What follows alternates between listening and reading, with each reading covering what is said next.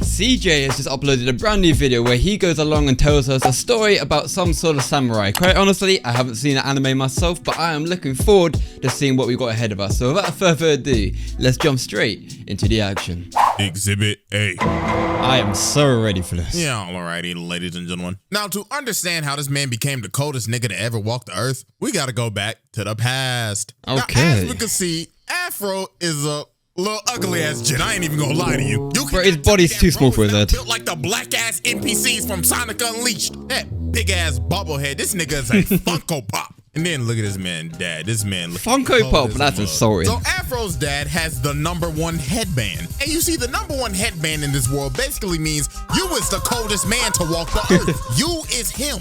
But there comes some baggage with it. Because everybody's your op. Everybody wants the goddamn headband. But you have to have the #2 headband to challenge the #1. So there's a ranking system. Okay. The #2 headband. Now you see, the holder of the #2 headband is this man named Justice. But to be honest with ourselves, this is literally Freddy Krueger.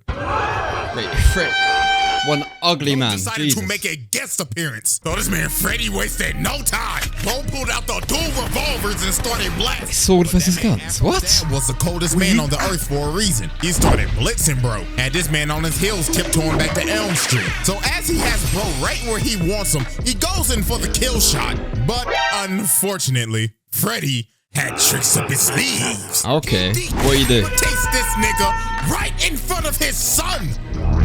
Just like that. I didn't think he'd die so soon. What the fuck? And then this man picks up his head, takes off the #1 headband, and throws it at this little nigga. He said, "Here's your nappy-headed ass daddy head, boy." So then he walks up to Afro, this traumatized kid that just saw his dad's head get cut off, and he says, "Ooh, it's unfortunate you had to see that little nigga. But it's all good though, cause guess what? You fed or what? New op pack in the air, this gas or what? Still be alive right now if you nigga. It's a pack watch on Elm Street, nigga."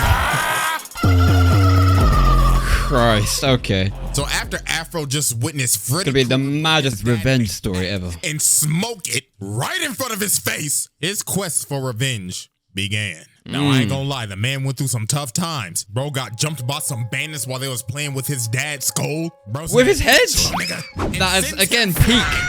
Leave the boy alone. But he ends up getting found by Gino in Otsuru. And he ends up getting raised in a sword fighting orphanage and trained in sword fighting under his master. He's got the fattest forehead. Very important later on. So one day, Afro's out with Gino in Otsuru selling some fruit. And he ends up overhearing these dudes talking about, "Hey, so is #2 really back in town?" Yeah, man, apparently he's back from smoking all the ops. So this man Afro overheard this, and he decided, I'ma go jump this nigga. So later on, he runs up on bro, beating some cheeks in the Hey, yo, wait. And runs up on him like, "Wait, #2, nigga." And bro's like, "Hey, bro, chill. You see me busy up in here, don't ya?" Yeah, fuck all that. Her booty stank anyways. Where's #2, nigga? So bro tried to pull out the strap, but Afro slits his throat, makes his shorty. He is cold. And just straight up murders bro. Bro cock blocked the dude and killed him. My dear, if my dad got killed in front of me, I would be like that as well. No speech. You should have gone for the head and murks himself. So later on, bro's crew ends up pulling up on Afro and all the kids because they trying to slide back for they nigga. So they pull up on Afro. All of them against the one child. They are really about to jump a little kid. They said, "We sliding for background character 384. So Afro said, "All right, then bet." So he started drinking his lemonade, threw the lemonade at bro, and used it as a distraction to take his sword and decapitate bro. One slice, Jesus. Breath in this dude's eyes, cut off dude's arm, makes this guy kill his own teammate, slices this grown-ass man in half, but then Gollum... Afro is hardcore, bro. This is so cool. Alright. Precious. But Afro headbutts him, bro misfires and gets a betrayal. But then this ugly bum right here ends up whacking him, this Pirates of the Caribbean reject looking motherfucker. Then bro starts stepping on him and saying, "Yeah, we sliding for our nigga, Reggie, cuh." But one of the kids ends up throwing a spear at him and cutting off his ear. This nigga's Mike Tyson. Then Afro jumps up and shoves this blade in bro's neck. But then Afro started saying, where's number 2? I'ma kill that nigga. But then bro told him the number 2 is dead. And somebody done already killed him. Oh, shit. So this is where we're going to end our first flashback sequence. Because this is just... What does he do now then if he can't get number 2? So now we go to the present. Now, as we can see, Afro is the holder of the number 2 headband, and he is about to get jumped. So this... Bro, he grew fast. Like, well, looks like this is the end of the road for you, Afro Samurai. Now, me and my boys about to yank that headband off of that nappy-ass head of yours. He fighting all of them. Nappy-headed motherfucker. But this man, Afro, was not phased. Bro spat out the Zaza and hit that pose. So they all start running at this man like some hungry-ass hyenas. So bro shoots this musket, but Afro cuts the bullet in half, and it ends up spreading and killing everybody behind him. And look at all these ugly bastards just running to their death. This was a damn massacre. Not even a fight. I don't even think bro broke a sweat. Look at his dodge. It went through the nigga's hair. And this was just... He's got a lot of hair, to be fair. Absolute bloodbath. Bro sent all these NPCs back to the file logs. So then after it's all over, the lead band is like, wow, why you had to do this to us, nigga? The fuck we do to deserve this, car? You jumped in. You wanna know what Afro's response was? Bro just casually smoked their back. Bro said, rip bum ass nigga. Then I'm really liking the animation as well. Imaginary So friend good. ninja. And bro said, hey, pass that shit, nigga. And look at this monstrous inhale. Bro said, God damn. So after that massacre, word starts spreading out that Afro's back in town. Everybody in this bar is shook. They like, boy, ain't no way in hell that nigga real. And I know everybody in this bar gotta be high as fuck. It is smoky as shit. Probably smells like straight Black and Miles gas in a 2-pack of ass. So this man Afro walk in here and all these sketchy ass motherfuckers are shook. So he walk up to the fine ass bartender, I ain't gonna lie. So she like, hey, how you doing, baby? What you feeling today? That guy in the background's like 7 foot. Crown, Bacardi, I could make a mean ass mojito, nigga. So you think Afro would get a mean ass drink, like just straight Hennessy straight out the bottle? You know what bro said? Lemonade, ice, cold. What? Embarrassing. So everybody like, hey, what the fuck, old soft ass nigga? Look at this big black nigga looking like Balrog. Bro slams the glass of lemonade and he's like, yo, pussy ass nigga, you best drink a man's drink, huh? But Afro lifted up his hand and Shawty was like, another one? On his tab?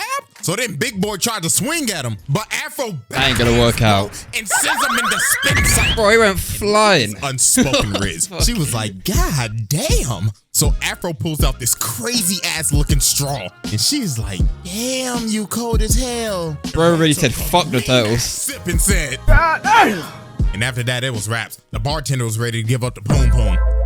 So after Afro left the bar, some dude from the bar followed him, and he ends up pulling out this big ass crossbow and just started shooting. Bro came ready to hit a lick. So while Afro was blocking all the arrows, bro got desperate, so he pulled out the noob tube. Bro, A grenade launcher and a crossbow in one. Alright. but Afro came down and just made light work of him. Bro stabbed him in the head. Bro said, night night, motherfucker. But after He lasted like washed 30 seconds. this idiot is where stuff got crazy. This big ass nigga comes from the top of the cliff, pulls out a fucking RPG. No and bro shot way. that thing, and Afro got blown off a cliff. That How's bro Afro number 2 when he's using the sword and everybody else has like guns and fucking RPGs? That makes no sense. found and taken care of by this, oh my god, just yacht of a CJ, you need to calm yourself, brother. In the world, you usually get all the bad bitches, don't you? But Shawty was so bad, she even had this man Afro mesmerized. He ended up seeing her butt booty naked. She looked at him like, hey. And bro just looked at her and said, yacht. But little did Afro know, Shawty was two-timing him the whole time. She was working with the goddamn Peanut Head Collective, the ones that shot Afro off the cliff. So she asked him to stay. She like, hey, so can you watch these fireworks with me? So they went outside, started watching these fireworks, and she just got freaky as shit. She started rubbing up on this man's arms, started kissing him. So obviously, that man Afro You do you in like, it, but rubbing against somebody's arm is a bit shit out of of a weird these one. chicks. And yeah, you know what happened next. Turn on the R&B music, nigga. It's something about the girl. These are my hands, YouTube.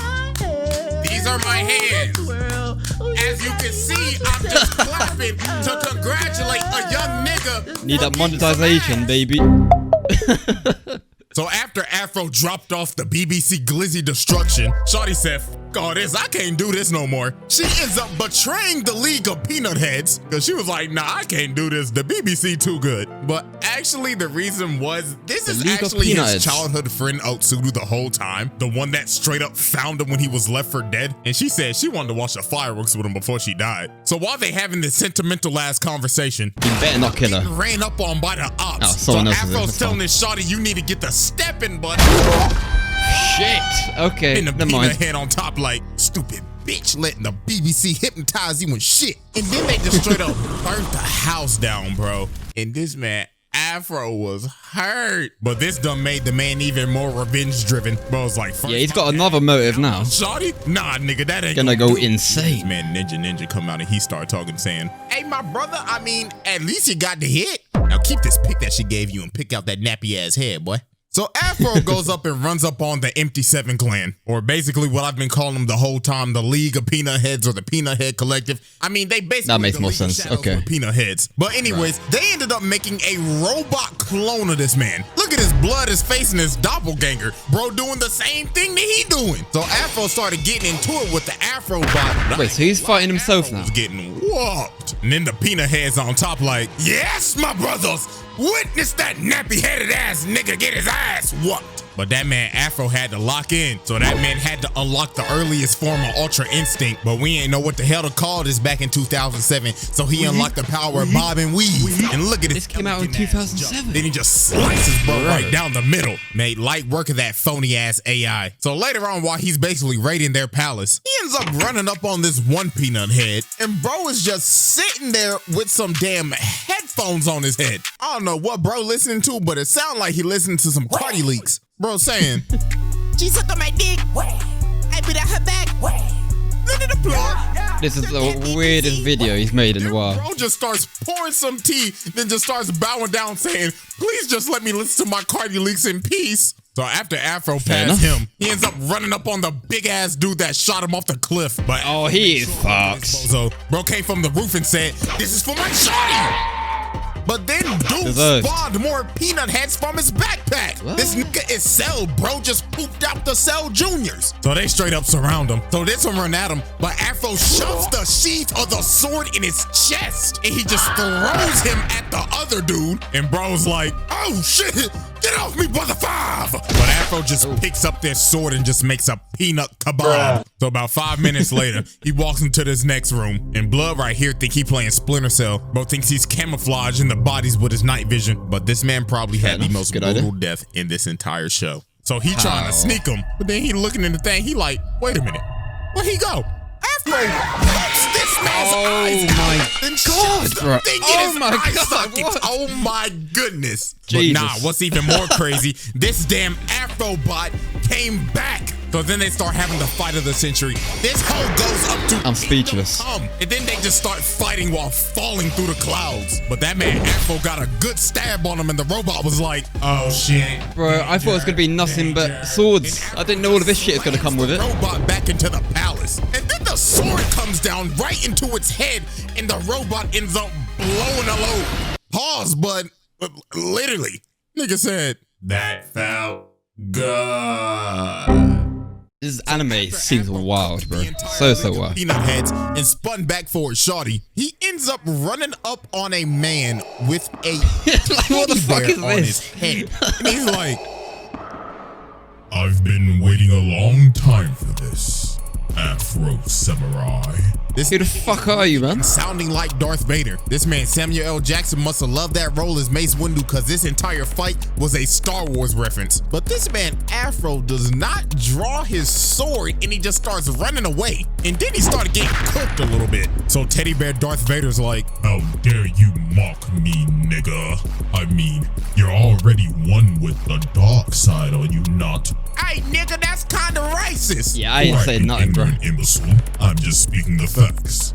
No comment. Up and just slams him through this entire building. So then he ends up taking off the teddy bear mask, and this is his other childhood friend Gino. So how many childhood friends are trying to kill him? Moving to our second flashback and how this man Afro actually got the number 2 headband. So do you remember his master that took him in and raised him and trained him in sword fighting? Yeah, Brody had the number 2 headband the whole time. But this man Afro he killed his own master. I do not right. care if you are my master. I need that musty ass headband, nigga. And he's like, do you dare fight me, boy? I raised you. I was the father that stepped up. But all these bandits end up running up on them and all they students because everybody wants that number 2 headband. But it was a literal bloodbath. All of Afro's friends just started dying. Gino got his back blown out. And then after this, his master turns around and he's like, Afro, do you want this fade? And of course, Afro was like, yeah. So Afro just straight up offed his master. Bro said, you are not my dad. So that man Gino got up and he was like, Afro, what have you done? You're my brother, Afro. I mean, even though you're already on the dark side, you were supposed to destroy the No need for that. My bad, cuz. And that man Gino fell off a cliff. And he survived all of that. Was born to help Afro cope. And Gino was found by the League of Peanut Heads and turned into Darth Teddy Bear. So after Afro sheds Ninja from his conscience because bro was like, I gotta tap in. Afro finally got serious and they started really scrapping. But this man Afro said enough of this bullshit and hits this man with a critical hit. Straight through the torso. That man really hit him with the, even though you was my brother, you could still get cooked. Rest in peace, bozo. So finally, after all the long years in the rampage this man has gone on, Afro is now about to slide for his pops. This man Justice, aka Freddy Krueger, just sitting here looking malnourished as fuck, looking like a dried sponge, starts saying, about damn time, little nigga. In all honesty, I was getting bored. But it looks like your black asses finally came to spin for your pappy. So Freddy jump up and shoot him and told him, get ready to join your daddy, nigga. So this man just started blasting, bro. This nigga has an infinite mag. He hasn't reloaded once. But that man Afro got in close and cut off his arms. But this man Freddy said, you've fallen into my trap, dumbass. And it is finally revealed how this man killed Afro's dad. Bro has a third arm in his back. What? But Afro counters it and slits Bro's throat, so weird. And that nigga's head is hanging on for dear life. But obviously, anything goes in this anime. Not that easy to kill Freddy. Bro reattaches his head and see what I mean? Like, what the fuck, bro? So bro thinks he stabbed him through the head, but bro's aim is garbage. He stabbed him through the afro. So Afro comes down and shish kebabs this nigga. Deserve, to be honest. And that man Afro finally became the coldest nigga in the land. Fair play, bro. Surviving all of that. You deserve it, man. Alrighty, ladies and gentlemen. Now, as you could tell, that was a long-ass Exhibit A. Because to be honest with you, that's the only shit bro needed. But Exhibit B stands for bonus. Let's have a look. Who doesn't want a little bonus exhibit from yours truly? So after you know the whole main story happens, there's a movie after this where some bad bitch comes and tries to fuck up this whole nigga's life. And she is also another one of Afro's childhood friends. Again. Why is all of his childhood friends trying to kill him? So she ends up taking the #1 headband from him and ends up resurrecting this man's dad.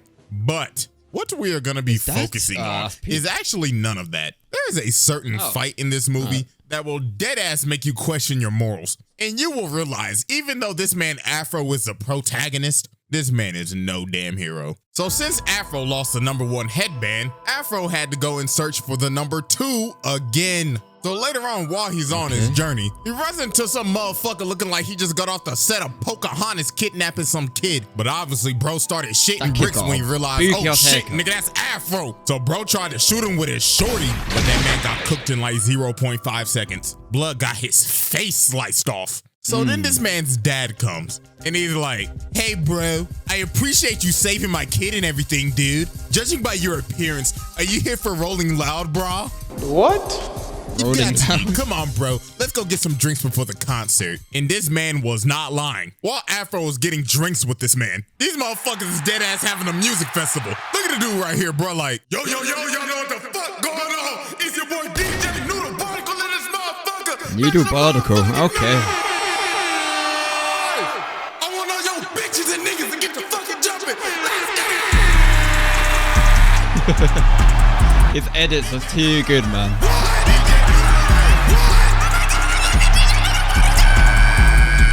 So while everybody's outside right now enjoying Rolling Loud with DJ Noodle Barnacle, Afro's in here with the mystery man. So bro's like, cheers, brah. Watch me shotgun this shit.